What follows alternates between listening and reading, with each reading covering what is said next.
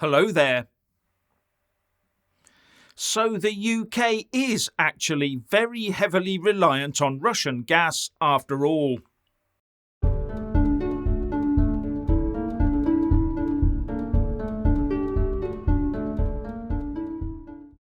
Yes, you heard that right. The UK is heavily dependent on Russian gas. Not because we import the stuff, but because the European Union does. And the UK government is now warning that millions of us face electricity cuts next winter because much of the gas we import from Norway and Belgium to run our power stations will probably be diverted to the European Union to help them out. Maybe all of it. Not only that, we rely heavily on imported liquefied natural gas, or LNG, from around the world. And with competition rising, we could see those imports halved too.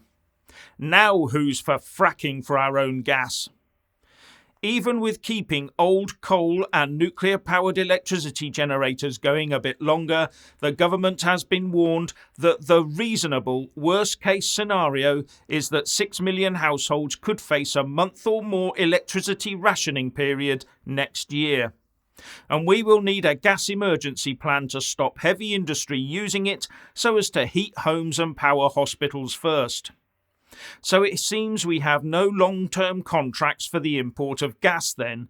Either that or suppliers are ripping them up for greater profit. And we shut down our UK gas storage facilities a couple of years ago, so we have no reserve to speak of. All those years chasing the unicorn green agenda and not investing in stable UK-based energy systems has brought us to this. And all it will lead to is freezing pensioners and freezing kids.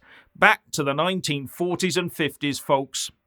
Despite being sat on untold amounts of gas, oil and coal. We could be energy secure, but chasing the green dream is consigning us, measure by measure, back to the Stone Age. And I bet those customers who are cut off will still have to pay any utility standing charges to pay for a system that is not delivering for them. That's if they could afford the gas in the first place. Next year, when you're sat freezing in your house, you can blame the UK eco-loons both inside and outside government, and the politicians that have, over decades of mismanagement, brought us to the brink of ruin.